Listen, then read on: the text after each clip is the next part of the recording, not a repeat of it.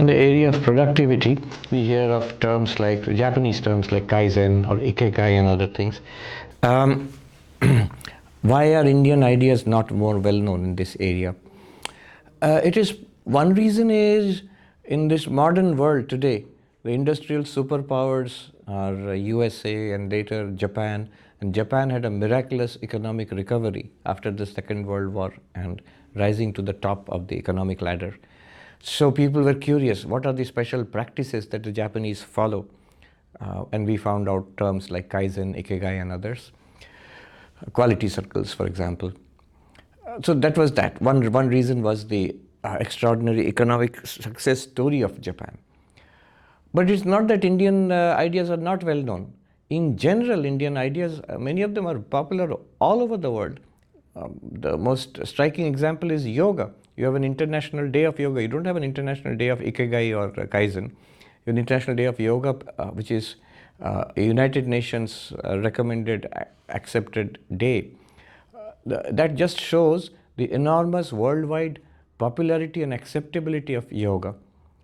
Then other things from Indian culture, whether it is Ayurveda or Indian cuisine or music and dancing, have found worldwide acceptance in the West and in other countries of the world.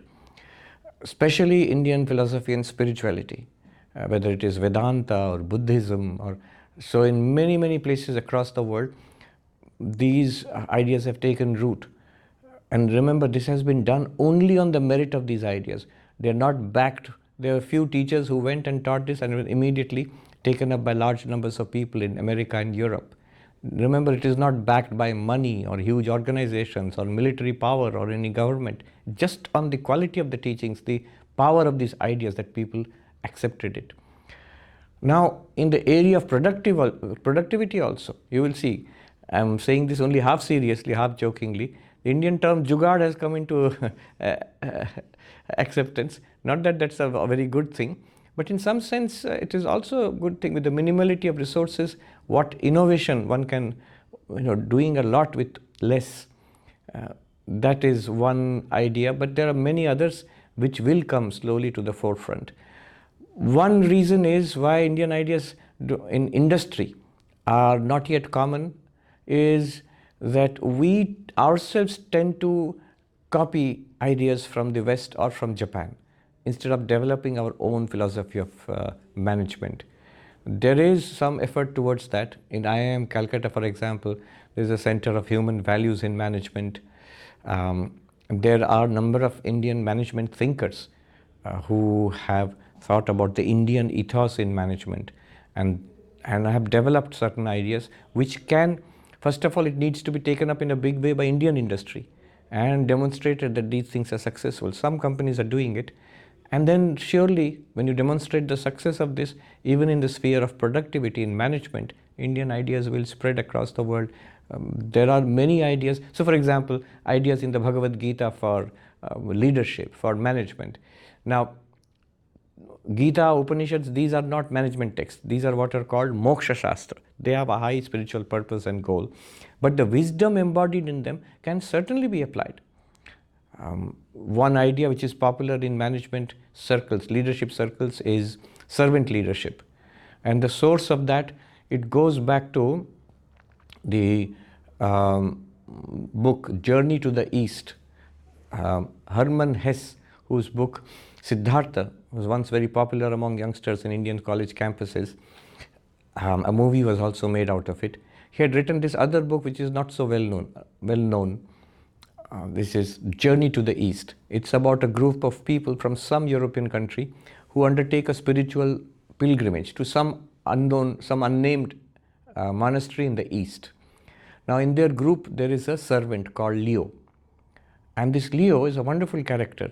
He serves all with love and respect, and he has a lot of wisdom. All the members of that spiritual party, they come to him for advice. And when finally Leo leaves that group, the group falls apart. They do not complete their journey to the East and they go back to their houses. Many years later, one of the members of that former group, he finds another member in some city in Europe, and they say that we still meet. We have meetings of that group which we had set out with great hope many years in our youth, many years ago. You also should come to the meeting. And this man says, I went to the meeting and I was surprised to see the president of that group is Leo. And it turns out that Leo is actually a monk of that monastery where we were journeying, and his final spiritual practice was to be a servant of all. So this shows, this idea became the seed for servant leadership. There was one Robert Greenleaf who took this idea that a leader is first and foremost a servant. Now, when Vivekananda, a long time before all this, when Vivekananda is writing letters to his brother disciples, when he is setting up the Ramakrishna mission, he says that to lead others, one must be a servant of servants. One must accommodate 1,000 minds, a true leader. These are the core ideas of servant leadership. So you see, these ideas are already there in our organizations, in our ethos. We need to format it properly, build a paradigm across these ideas, and present it properly. Sometimes we fail in the presentation aspect.